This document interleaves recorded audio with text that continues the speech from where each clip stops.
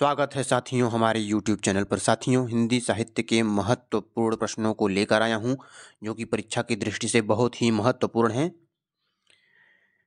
साथियों, यदि आप इस चैनल पर नए हैं तो चैनल को सब्सक्राइब करना ना भूलें, बेल आइकन को जरूर प्रेस करें ताकि आने वाली वीडियो का नोटिफिकेशन आपको मिलता रहे। ये प्रश्न वन लाइनर फॉर्म में है, जिससे आपका समय भी बचेगा और फास्ट रिवीजन भी हो जाएगा। तो चलिए बिना देरी किए हुए सीधे प्रश्नों की ओर चलते हैं। सबसे पहला प्रश्न है,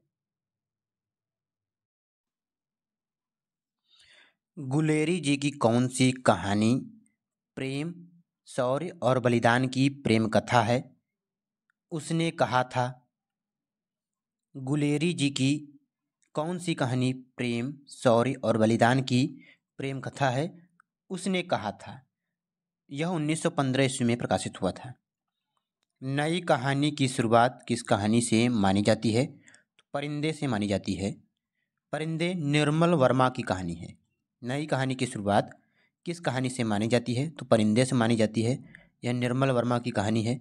1956 ईस्वी में इसका प्रकाशन हुआ था। फिर 1960 ईस्वी में परिंदे के ही नाम से कहानी संग्रह का प्रकाशन किया गया, जिसमें 7 कहानियां हैं। नई कहानी आंदोलन के प्रवर्तक माने जाते हैं राजेंद्र यादव, मोहन राकेश, कमलेश्वर। नई कहानी आंदोलन के प्रवर्तक माने जाते हैं राजेंद्र यादव, मोहन राकेश और कमलेश्वर। नई कहानी आंदोलन की शुरुआत 1954 ईस्वी से मानी जाती है।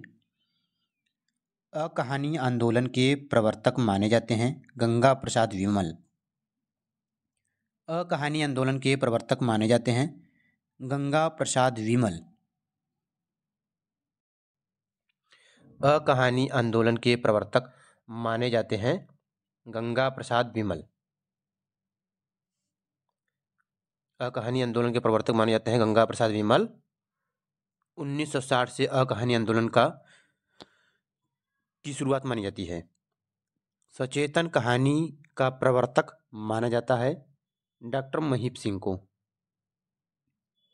सचेतन कहानी का प्रवर्तक माना जाता है डॉक्टर महीप सिंह को माना जाता है। सचेतन कहानी आंदोलन की शुरुआत 1964 ईस्वी से मानी जाती है। समांतर कहानी का नामक आंदोलन के प्रवर्तक हैं कमलेश्वर हैं। 1972 से समांतर कहानी आंदोलन की शुरुआत मानी जाती है। समांतर कहानी आंदोलन के प्रवर्तक कमलेश्वर हैं। सक्रिय कहानी के प्रवर्तक माने जाते हैं राकेश वत्स। 1979 से सक्रिय कहानी आंदोलन की शुरुआत मानी जाती है। सक्रिय कहानी के प्रवर्तक माने जाते हैं राकेश वत्स। सहज कहानी के प्रवर्तक माने जाते हैं अमृत राय। सहज कहानी के प्रवर्तक माने जाते हैं अमृत राय। 1968 से सहज कहानी आंदोलन की शुरुआत मानी जाती है। हिंदी की प्रथम मौलिक कहानी मानी जाती है रानी केतकी की कहानी। यह इंसा अल्लाह खां की कहानी है, रचना है। हिंदी की प्रथम मौलिक कहानी मानी जाती है रानी केतकी की कहानी, इंसा अल्लाह खां की रचना है। और रानी केतकी की कहानी को उदयभान चरित के नाम से भी जाना जाता है। नारी विमर्श पर लिखने वाली पहली महिला लेखिका है बंग महिला राजेंद्र बाला घोष।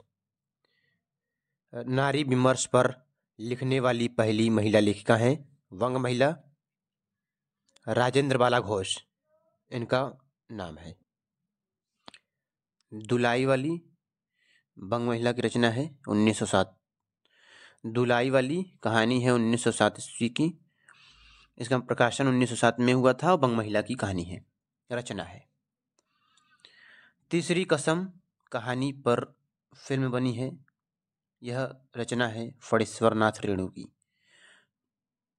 तीसरी कसम फणीश्वर नाथ रेणु की रचना है।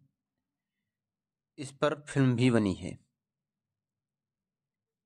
तीसरी कसम के ही नाम से।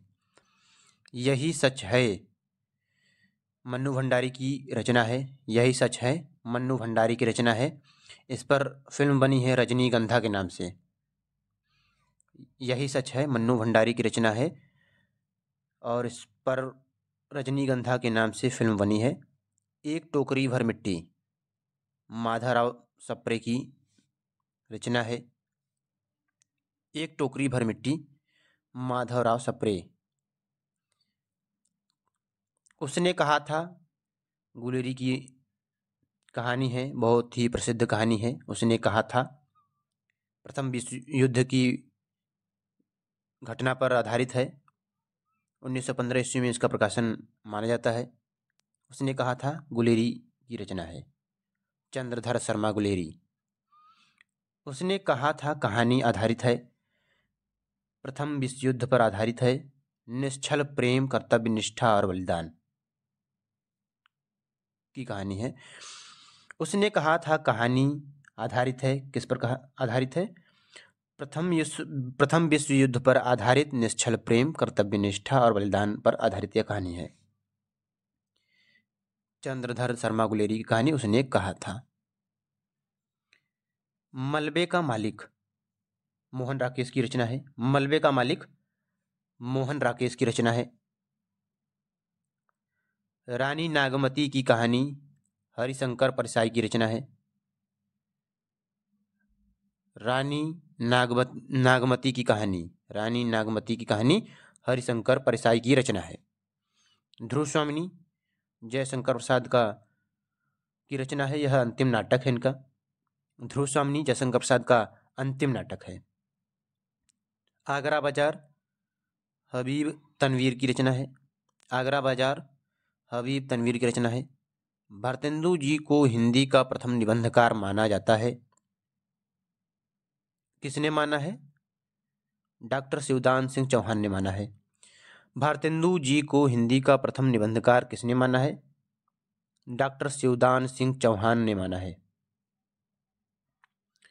राम स्वरूप चतुर्वेदी ने हिंदी की प्रथम एकांकी किसे माना है? तो बादल की मृत्यु को माना है। राम स्वरूप चतुर्वेदी ने हिंदी की प्रथम एकांकी किसे माना है? तो बादल की मृत्यु को माना है। बालकृष्ण भट्ट को हिंदी का प्रथम निबंधकार किसने माना है? श्री कृष्ण लाल ने माना है। श्री कृष्ण लाल डॉक्टर श्री कृष्ण लाल। बाल कृष्ण भट्ट को हिंदी का प्रथम निबंधकार किसने माना है? तो डॉक्टर श्री कृष्ण लाल ने माना है। बेकन के निबंधों का हिंदी में अनुवाद किसने किया? तो महावीर प्रसाद द्विवेदी जी ने किया। बेकन के निबंधों का हिंदी में अनुवाद किसने किया? महावीर प्रसाद द्विवेदी जी ने किया। भाषा के जादूगर के रूप में किस निबंधकार को माना जाता है? शिव पूजन सहाय को माना जाता है। भाषा के जादूगर के रूप में किस निबंधकार को माना जाता है? शिव पूजन सहाय को माना जाता है। चिंतामणि आचार्य रामचंद्र शुक्ल का निबंध संग्रह है, 2 भागों में प्रकाशित है। चिंतामणि भाग 1 भाग 2 यह निबंध संग्रह है आचार्य रामचंद्र शुक्ल का। चिंतामणि 1930 ईस्वी में पहले किस नाम से प्रकाशित हुआ था? तो विचार विधि के नाम से 1930 में प्रकाशित हुआ था। बाद में चिंतामणि के नाम से प्रकाशित हुआ। चिंतामणि 1930 में पहले किस नाम से प्रकाशित हुआ था? तो विचार विधि के नाम से प्रकाशित हुआ था। तुलनात्मक आलोचना का जनक किसे माना जाता है? तो पद्म सिंह शर्मा को माना जाता है। तुलनात्मक आलोचना का जनक किसे माना जाता है? पद्म सिंह शर्मा को माना जाता है। सैद्धांतिक आलोचना में विचार किया जाता है, साहित्य के सिद्धांतों पर विचार किया जाता है। सैद्धांतिक आलोचना में विचार किया जाता है, सैद्धांतिक आलोचना में विचार किया जाता है साहित्य के सिद्धांतों पर। आशा करता हूँ साथियों यह मेरा छोटा सा प्रयास आप लोगों को पसंद आया होगा। इस चैनल से जुड़कर आप अपनी तैयारी को और भी मजबूती दे सकते हैं। चैनल को सपोर्ट कीजिए, वीडियो को अधिक से अधिक लोगों तक शेयर कीजिए ताकि हमें भी मोटिवेशन मिलता रहे और इसी तरीके के वीडियो मैं आप लोगों के लिए बनाता रहूं। फिर मिलेंगे एक नए वीडियो के साथ। धन्यवाद।